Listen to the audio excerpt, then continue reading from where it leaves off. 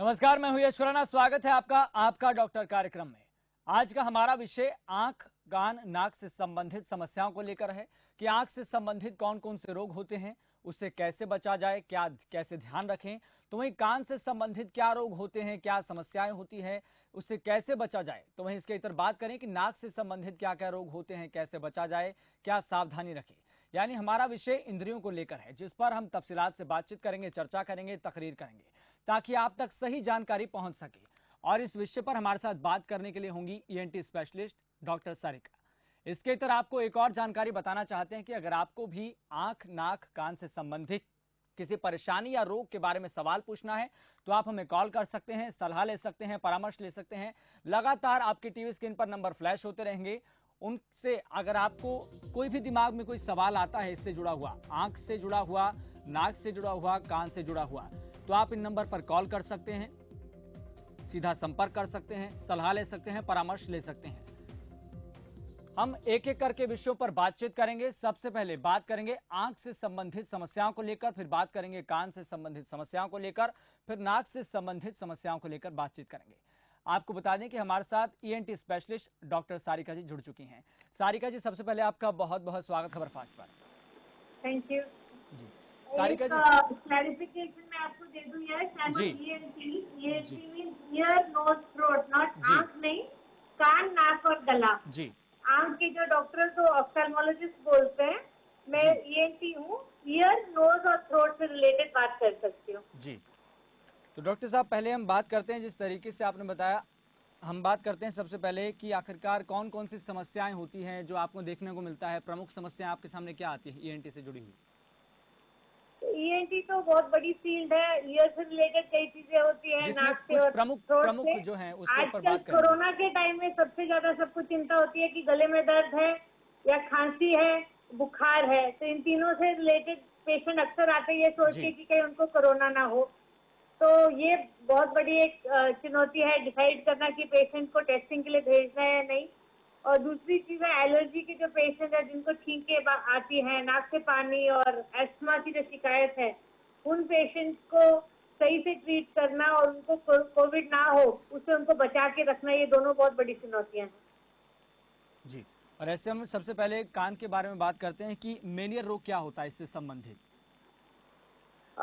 छोटे बच्चों में मेनली बिफोर 5 ईयर्स जो सबसे बड़ा चैलेंज हमारे लिए होता है जो है कि बच्चा जब पैदा हुआ है तो क्या वो सुन पा रहा है या नहीं। जी बहुत जरूरी है। जो बच्चे दे आर बॉर्न डेफ कहते हैं, वो सुन नहीं सकते, तो उनकी स्पीच भी डेवलप नहीं होती। इसलिए बहुत जरूरी है। आपके माध्यम से मैं आपके श्रोताओं को कहना चाहूंगी कि जब बच्चा पैदा होता है, बड़े हॉस्पिटल में एक यूनिवर्सल हियरिंग स्क्रीनिंग होता है, मतलब हर बच्चे की सुनाई की जांच की जाती है कि बच्चे को सुन रहा है या नहीं। जी और बहुत ज्यादा जरूरी है अगर 1 साल के अंदर अगर आपका बच्चा सुन रहा है नहीं, इसकी आप जांच करें, ताकि अगर बच्चा सुनता नहीं है तो फिर उसमें हम कॉक्लियर इम्प्लांट ऑपरेशन करके डाल सकते हैं ताकि ये बच्चा नॉर्मल हो सके।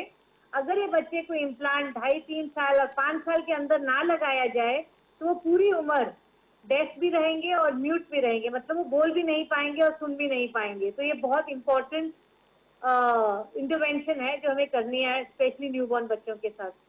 जी। डॉक्टर साहब, इस बीच हमारे साथ एक दर्शक जुड़ चुके हैं, अनिल कुमार तोशाम से। अनिल कुमार जी, आपका इस विषय से जुड़ा हुआ सवाल क्या है? सर, हमारे गले में दिक्कत है। जैसे नाक से कफ गले के अंदर इकट्ठा होता है जिसके से टॉन्सिल्स का साइज बड़ा हो गया। उसके लिए क्या सावधानी रखें, हम क्या दवाई वगैरह लें? थैंक यू अनिल जी, बहुत अच्छा क्वेश्चन है। पोस्ट नेसल डिस्चार्ज जो आपने बनाया, नाक से जो रेशा गले में गिरता रहता है वो अक्सर एक एलर्जी का निशानी है। साइनसेस हमारे यहाँ पे होते हैं, उससे आपके रेशा गले में गिरता रहता है। Ideally I would not like to give you over the counter medicine. आप डॉक्टर को जाके दिखाएं अपने आसपास, और वो एक नेजल स्प्रे देंगे जो आप नाक में डाल सकते हैं, और उससे आपका नाक से रेशा काफी कम हो जाएगा। टॉन्सिल को देखना बंद कर दीजिए। The size of a tonsil is not an indication for surgery. अगर आपके टॉन्सिल बड़े हैं या छोटे हैं उससे कोई कोई फर्क नहीं पड़ता अनलेस कोई एक पर्टिकुलर टॉन्सिल सडनली साइज में बड़ा हो जाए, then it's a matter of concern. लेकिन टॉन्सिल बड़े या छोटे बीमारी का लक्षण नहीं होते। अगर टॉन्सिल में इन्फेक्शन होता है साल में 4 बार से ज्यादा, तब उसमें इंटरवेंशन करना पड़ता है सर्जरी के जरिए। लेकिन नॉर्मली टॉन्सिल के साइज से कोई ज्यादा फर्क पड़ता नहीं है। All the best. चलिए अनिल कुमार जी, बहुत बहुत धन्यवाद सवाल पूछने के लिए। डॉक्टर साहब, हम बात कर रहे थे कान से संबंधित सबसे पहले कि कौन कौन से रोग होते हैं, कैसे बचा जाए, क्या सावधानियां रखें। इसी कड़ी हम आगे बढ़ते हैं और बात करते हैं जिस तरीके से ये जो बहरापन इंसान के अंदर आता है ये होता क्यों है, और साइंस के अनुसार किस तरीके से स्ट्रक्चर बना होता है और किस चीज़ से सुनाई देता है, पूरा आप तफसीलात से बताइए। हमारे कान में 3 हिस्से होते हैं। आउटर कैनाल जो आपको दिखाई देता है, और कैनाल जिसमें मैल भर जाता है, इसको एक्सटर्नल ईयर कहा जाता है। मिडल ईयर होता है जिसमें 3 कान का पर्दा होता है और 3 छोटी बोन्स होती हैं। और इनर ईयर जो एकदम दिमाग के पास होता है, जिसमें सुनने की शक्ति होती है। इन तीनों में प्रॉब्लम होने से सुनाई कम हो सकती है। आउटर ईयर जो सबसे कॉमन बात है कि कान बंद हो गया, कई बार कान में मैल हो जाती है या फंगस हो जाती है, जो बहुत एक इजीली रिमूवेबल चीज है, जिससे that is a temporary hearing loss.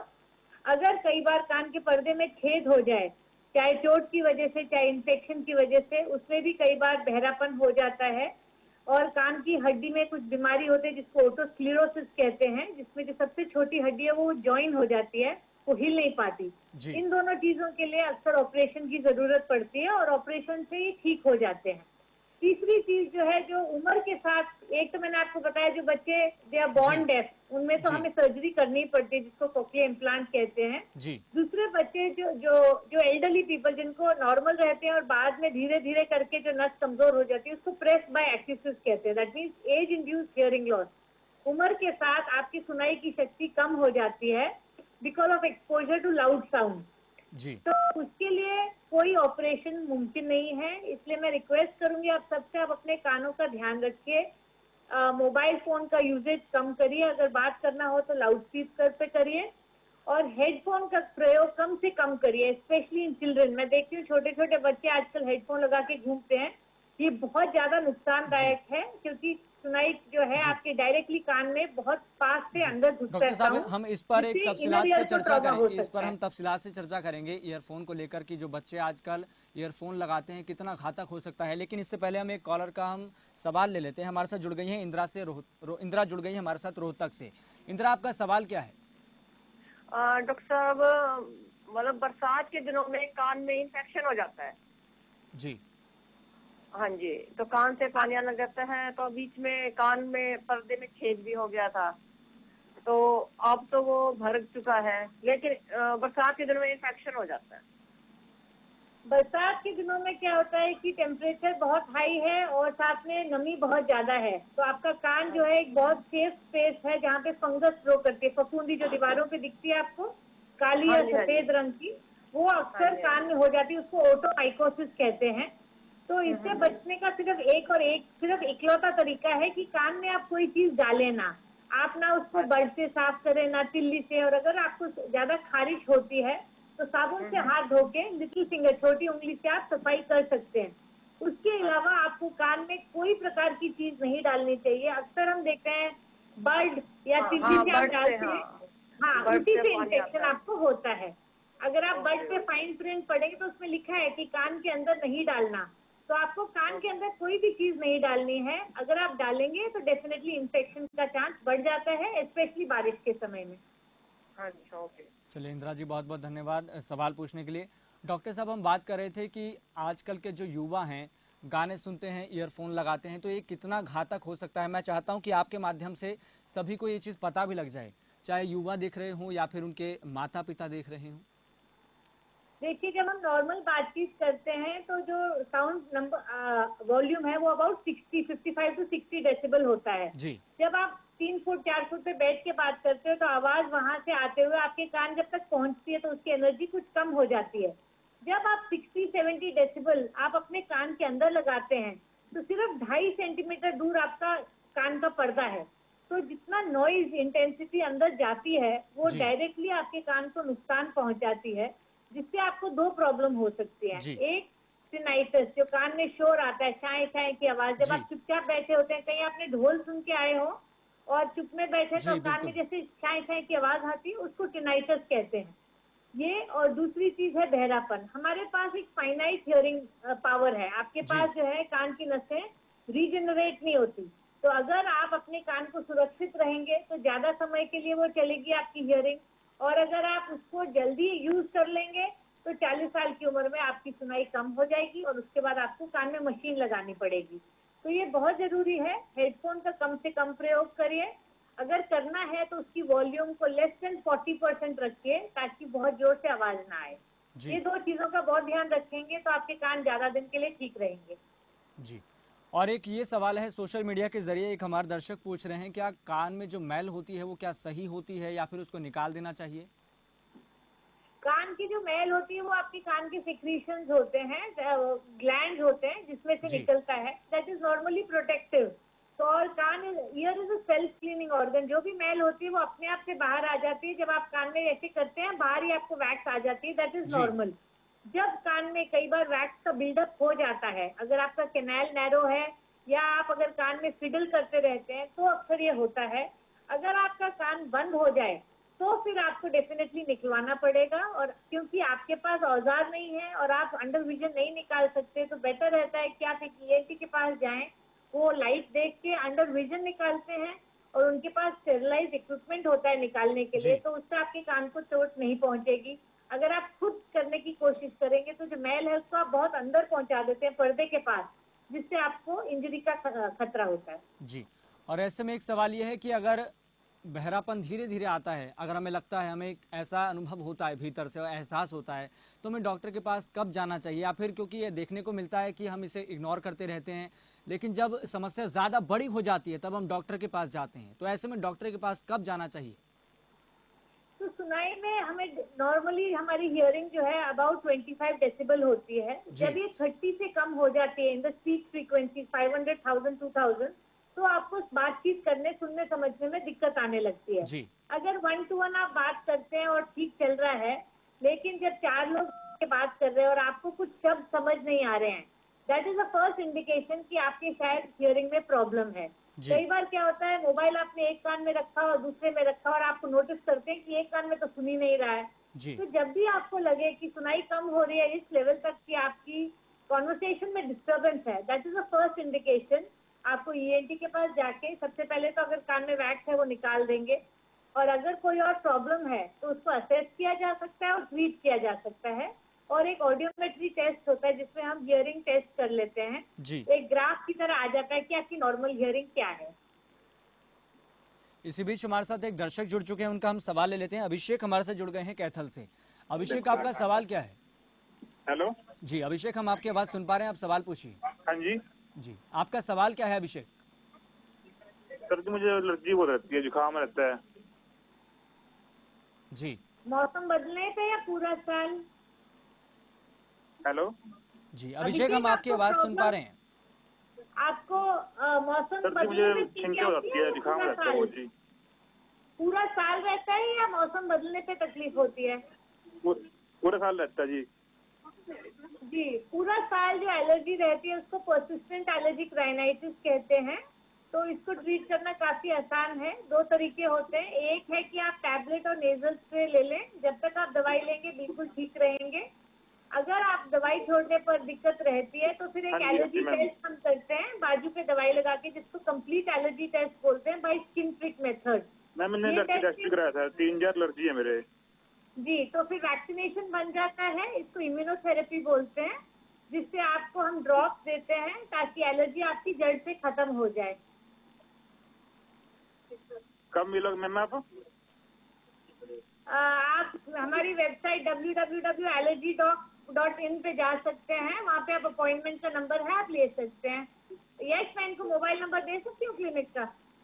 हाँ जी जी मैम, दे सकते हैं। जी, एक नंबर लिख लीजिए, उस पर आप कॉल करके ज्यादा जानकारी ले लें। 98159 एक मिनट रुक जाओ मैम जी। 98 159 हाँ जी 06322। दोबारा रिपीट करना मैम जी। 98159 हाँ जी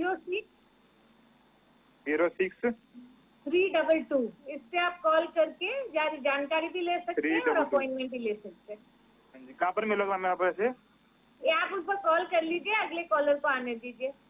thank you ma'am. Thank you. चलिए अभिषेक, बहुत बहुत धन्यवाद सवाल पूछने के लिए। एक और दर्शक हमारे साथ जुड़ गए हैं, अरविंद सरदाना अंबाला से। अरविंद जी, आपका बहुत बहुत स्वागत। और आपका इस विषय से जुड़ा सवाल क्या है? अरविंद, आवाज सुन पा रहे हैं आप? हाँ जी डॉक्टर जी। सारिका, हेलो। हाय, बताइए। एक टिनिटस, थैंक यू, एक टिनिटस बीमारी है। हाँ जी, हेलो। जी अरविंद जी, हम आपकी आवाज सुन पा रहे हैं, आप सवाल पूछिए। ये टिनिटस बीमारी है।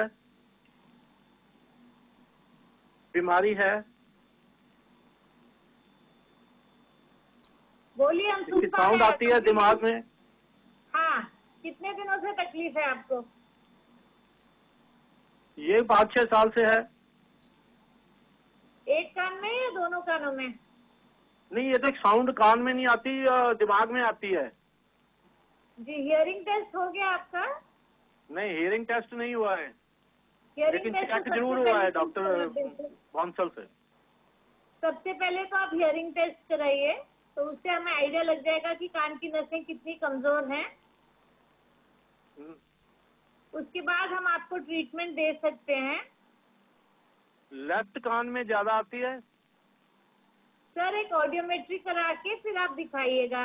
हियरिंग टेस्ट करवा सकते हैं ताकि आप समझें कि कितनी ज्यादा तकलीफ है।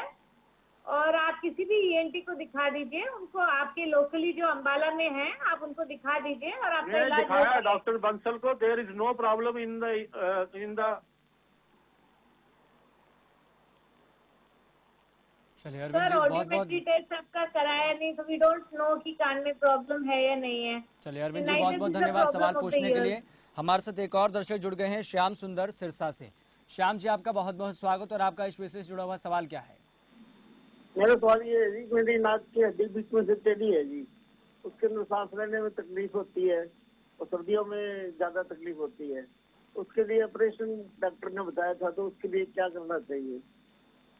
अगर नाक की हड्डी इतनी टेढ़ी है कि सांस में दिक्कत आती है तो आपको ऑपरेशन डेफिनेटली करा लेना चाहिए। ये नाक के अंदर से ही होता है, बाहर से कोई कट या स्टिच नहीं आती। तो एंडोस्कोपिक सेप्टोप्लास्टी कहते हैं। बहुत सेफ सर्जरी है, आप आराम से करवा लीजिए। कितना टाइम चाहिए? सर्जरी में तो आधा पौना घंटा लगता है, बेहोश करके किया जाता है, तो आपको कोई तकलीफ नहीं होगी, आराम से आप करवा लीजिए। धन्यवाद जी। चलिए श्याम सुंदर जी, Thank बहुत बहुत you। धन्यवाद सवाल पूछने के लिए। डॉक्टर साहब, एक सवाल ये है कि बैरोट्रॉमा किसे कहते हैं और ये होता क्यों है? Barotrauma is injury to the inner ear और middle ear because of pressure changes. अक्सर तो हम देखते हैं जब एरोप्लेन में हम जाते हैं फ्लाइट में, और डीकम्प्रेस जब होते हैं, जब फ्लाइट एकदम ऊपर जाती है या लैंड जी। करने वाली होती है, तो प्रेशर चेंजेस बहुत जल्दी से आते हैं। जी तो ईयर ड्रम के दोनों तरफ, एक तरफ आउटर ईयर है जहाँ पे नेगेटिव प्रेशर होता है, और इनर ईयर मिडिल ईयर है जहाँ थोड़ी सी हवा रहती है। वो कान के पर्दे के ऊपर जो प्रेशर पड़ता है उसको वजह से जो कान में चेंजेस आते हैं उसको बैरोट्रॉमा कहते हैं। जी तो यूजुअली तो कई बार पेशेंट को पेन होता है, और वो आप नाक बंद करके हवा फुलाएं या च्युइंगम खाएं या पानी पिए तो वो सेटल हो जाता है। पर कभी कभी बैरोट्रॉमा सीवियर भी हो जाता है, जब कान के पर्दे में ब्लीडिंग हो जाती है या जी। कान का पर्दा कभी कभी फट भी सकता है। जी यही barotrauma diving, deep sea diving में भी होता है, बट वो इतना हम लोग देखते नहीं है बिकॉज नॉर्थ दिल्ली में तो कोई डाइविंग ऑप्शन है नहीं। जी डॉक्टर साहब, इस बीच हमारे साथ एक दर्शक जुड़ गए, उनका हम सवाल लेते हैं। लाजपत राय हमारे साथ जुड़ गए हरियाणा से। लाजपत जी, आपका बहुत बहुत स्वागत। और आपका सवाल क्या है? सर, मेरा सवाल है कि मेरे को नज़ला की ज्यादा प्रॉब्लम है और नज़ला टपकता है जी और गला भी खराब रहता है और आधा सिर में दर्द रहता है जी। जी, नज़ला आपको पूरा 12 महीने रहता है या मौसम बदलने पे रहता है? मौसम में रहता है जी, जैसे कि पसीने में मुंह धो लिया या उसकी वजह से, और या कोई या कोई पसीने से बाहर आए या कोई घूम फिर के नज़ला टपकने लग जाता है नाक से जी। जी, पहले तो आप किसी भी ईएनटी को दिखाइए, वो आपको नाक में स्प्रे देंगे डालने के लिए, जो आप नाक के अंदर डाल सकते हैं दोनों तरफ। उससे आपको काफी रिलीफ मिलेगा। स्टीरॉइड स्प्रे दिया जाता है, और एंटी एलर्जिक, इन दोनों चीजों से आपको टेम्पररी रिलीफ तो बहुत अच्छा मिल जाएगा। लॉन्ग टर्म रिलीफ के लिए एक बार किसी को अच्छे डॉक्टर को दिखा दीजिए। एक बार नाक के अंदर एंडोस्कोपी करके देख लेंगे कि कोई पॉलिप या कोई मास तो नहीं बढ़ा हुआ जिसको ऑपरेशन की जरूरत है। और तीसरी जो आपकी अंडरलाइंग एलर्जी है उसको भी अगर हम ट्रीट कर देंगे तो आपको लॉन्ग टर्म रिलीफ मिल सकता है, लंबे समय के लिए आप ठीक हो सकते हैं। और एक गले की ज्यादा प्रॉब्लम रहती है जी। गले से तो इसलिए है कि क्योंकि रेशा गले से गिरता रहता है, तो नाक से गिरता है तो वो गले में ही जाएगा। अगर आप नाक को ठीक करा लेंगे तो आपका गला भी ठीक हो जाएगा। थैंक यू डॉक्टर साहब। चलिए लाजपत जी, बहुत बहुत धन्यवाद सवाल पूछने के लिए। एक और दर्शक हमारे साथ जुड़ गए हैं, लखन लाल लुधियाना से। लखन जी, आपका बहुत बहुत स्वागत। और आपका इस विषय से जुड़ा हुआ सवाल क्या है? लखन जी, आवाज सुन पा रहे हैं आप? लखन जी, आवाज सुन पा रहे हैं आप हमारी? लखन जी, आवाज सुन पा रहे हैं आप हमारी? चलिए, संपर्क नहीं हो पा रहा है। डॉक्टर साहब, हम बात करते हैं अब थ्रोट को लेकर। तो थ्रोट से संबंधित कौन कौन से रोग होते हैं जो प्रमुख होते हैं और बड़े होते हैं?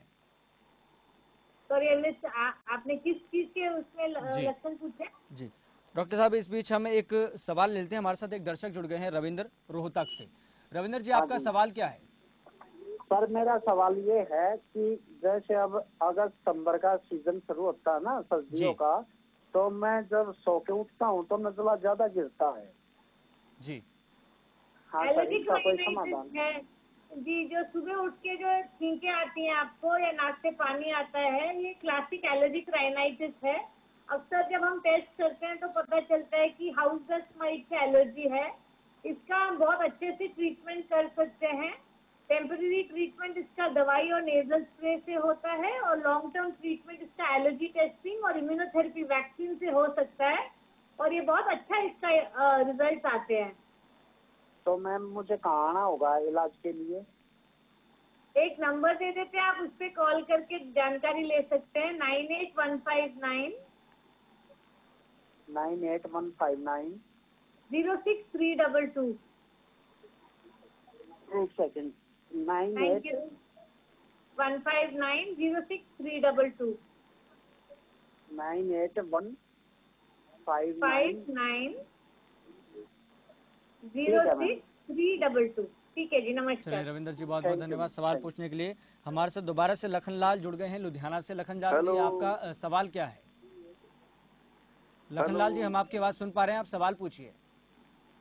हेलो लखन जी, हम आपकी आवाज सुन पा रहे हैं, आप सवाल पूछिए। हेलो लखन जी, आपकी आवाज हम तक पहुंच नहीं पा रही है। चलिए डॉक्टर साहब, हम बात कर रहे थे, इसको लेकर हम बात करते हैं कि अब थ्रोट से संबंधित क्या क्या रोग होते हैं और बड़े कौन से होते हैं, प्रमुख कौन से होते हैं, जिससे बड़ी एक घातक समस्या भी पैदा हो सकती है। देखिए, अगर आप सबको पता है कि अगर स्मोक करते हैं तो कैंसर हो सकता है। पैकेट में इतना बड़ा बड़ा लिखा रहता है, पिक्चर्स भी होती है, लेकिन उसके बावजूद यहाँ पे सब लोग स्मोक करते हैं। और स्मोकलेस टोबैको, जो पान पराग और पान मसाला मिक्स कर करके लोग खाते हैं, उससे ओरल कैंसर्स का बहुत ज्यादा है चलन। इंडिया में वर्ल्ड वाइड जो है स्मोकिंग की वजह से लंग कैंसर से is the biggest killer, but in India oral cancer is the biggest killer. जो खैनी, गुटखा, तंबाकू जो आप पान पराग खाते हैं, उससे मुंह में छाले हो जाते हैं जो अंदर कैंसर बन जाते हैं।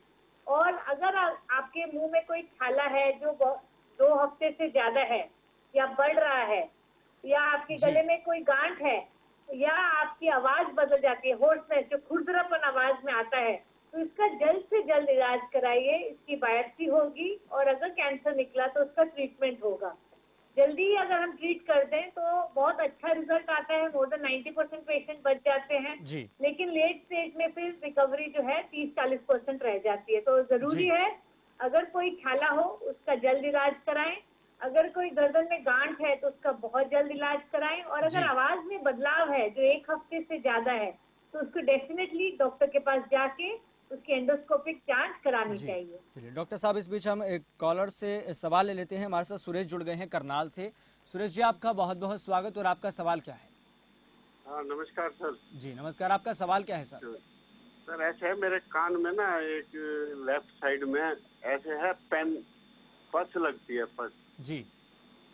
तो उसका मैंने इलाज भी किया 2 बार, तो उसमें एंटीबायोटिक दी, उससे फर्क पड़ गया। फिर भी जब भी नहा के बाहर आता हूँ ना जी तब ऐसे लगता है कान में यानी अंदर कुछ है, फंस सा गिल्ला लगता है।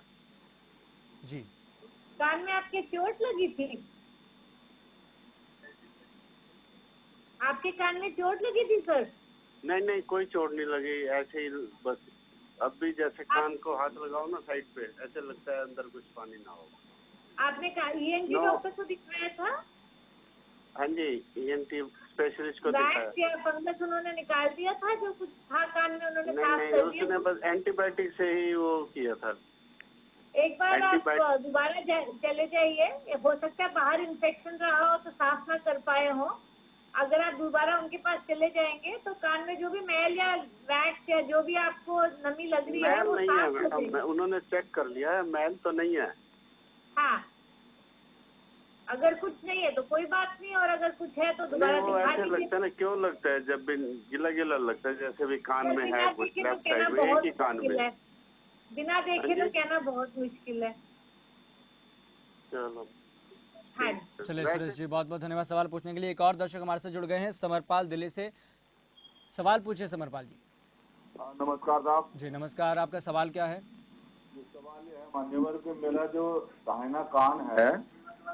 जी हेलो जी समरपाल जी, हम आपकी आवाज सुन पा रहे हैं। सबसे पहले आप टेलीविजन की आवाज कम कर लीजिए पीछे से। मेरा राइट जी, मेरा सवाल ये है कि मेरे दाहिने कान में सीटी की आवाज आती है जी और सीटी की आवाज आती है और कान में ऐसा लगता है जैसे आवाज नहीं आ रही मुझे।